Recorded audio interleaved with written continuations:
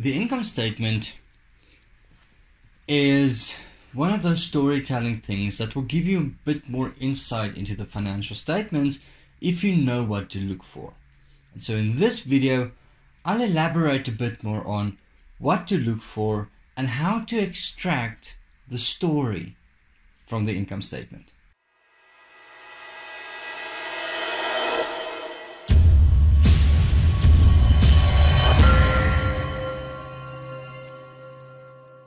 My name is Jacques Taljaard, this is Profitability Accounting Services, and if you're new to my channel, welcome.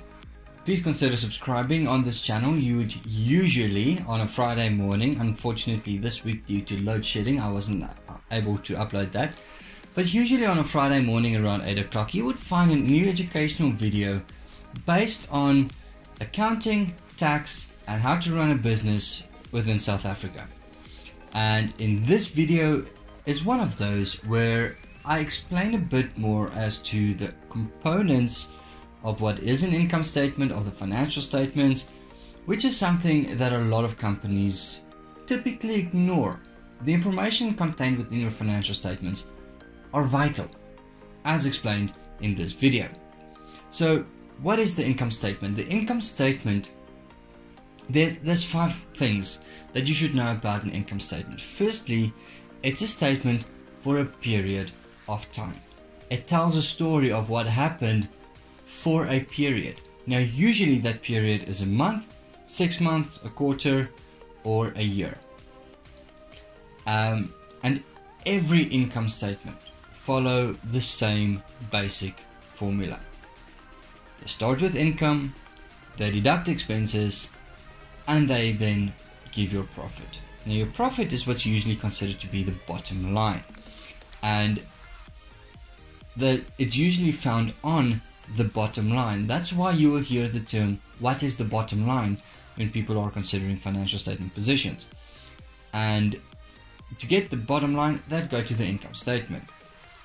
Then the third thing you should know about the income statement is that it tells you about the sources of the business's turnover or revenue.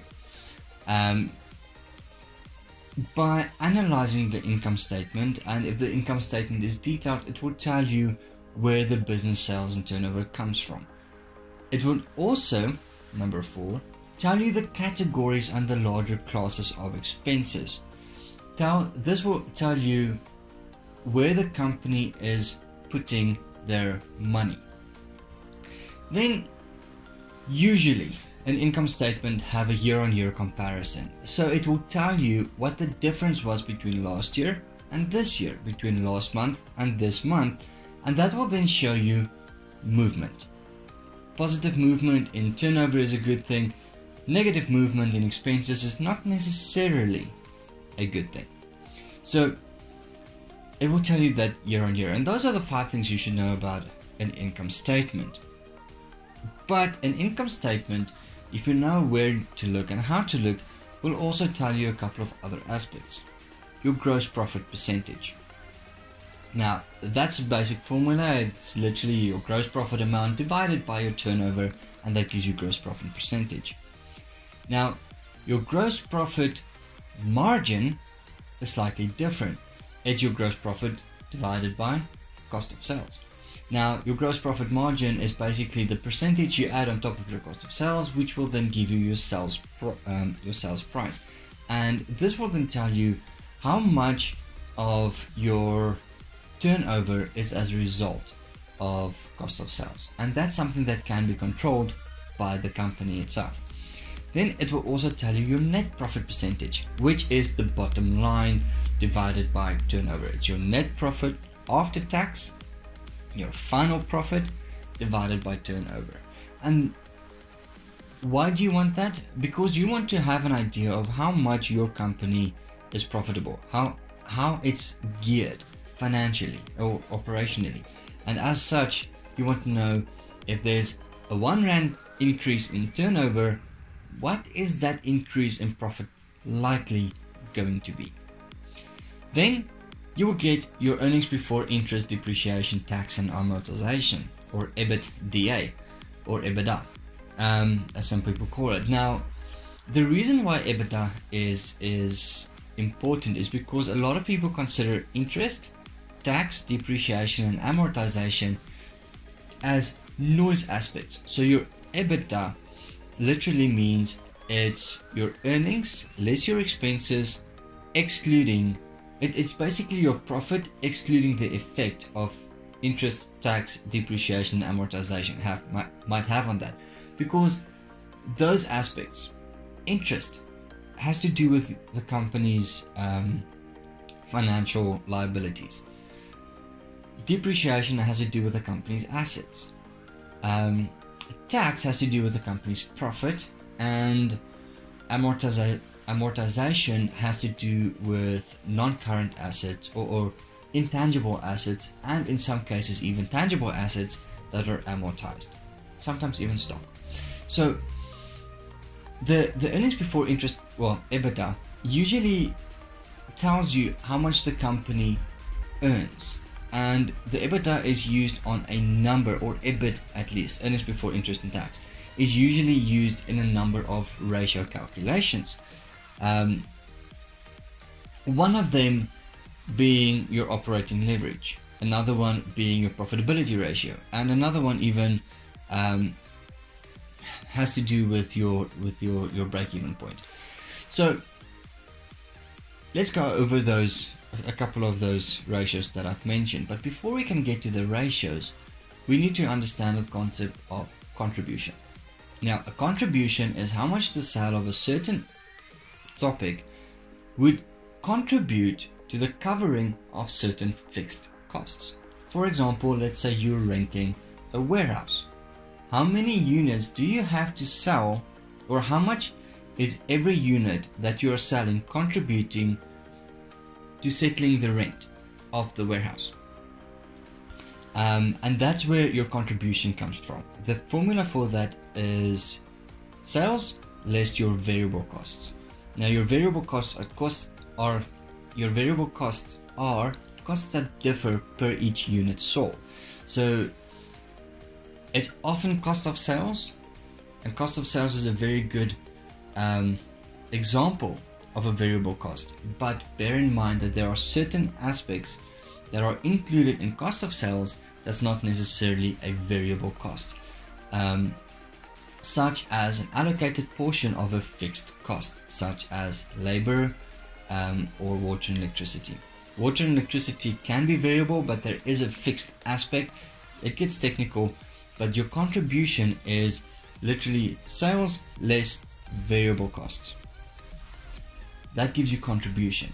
The first ratio that I would like to mention here is a ratio that's called your profitability ratio. That's where you tax earnings before interest and tax, depreciation, amortization, and you put that as a percentage of turnover. So you take that amount divided by turnover, multiplied by 100, and this gives you your profitability ratio. Your profitability ratio tells you more or less how much your profit will increase if there's a 1 rand increase in sales, or 100 rand or 1,000 rand increase in sales. That's your profitability ratio. The flip side is true. How much your profit would decrease if there is a reduction in sales. And by using your profitability ratio, you can do a what if analysis and find out where you need to be. Now, another option where you use EBIT, specifically earnings before interest and tax, is by calculating your operating leverage. Now, your operating leverage is a calculation of contribution over earnings before interest and tax, and that literally means how many times your contribution would be able to settle your fixed costs. And as a result, then it's a very good way for you to know how far away you are from break even. But then also there's a way that you can calculate break even point, and that's where your contribution equals your fixed costs. So where your contribution equals your fixed costs, that's your break even point.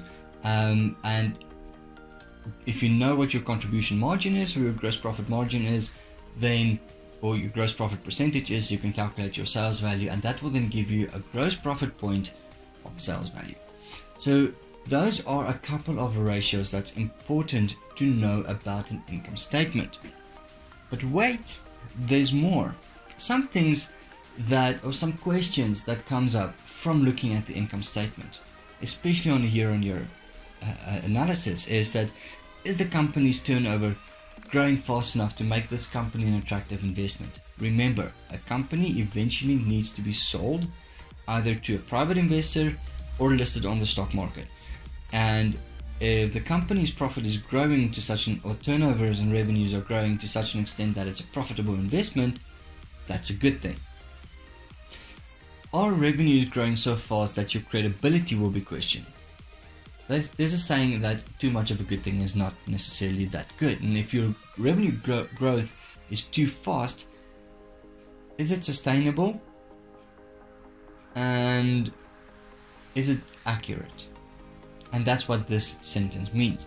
Then there's another option. Is your gross profit margin within acceptable limits of your industry? Now, this is where you literally compare your gross profit margin or your gross profit percentage with other entities in your industry.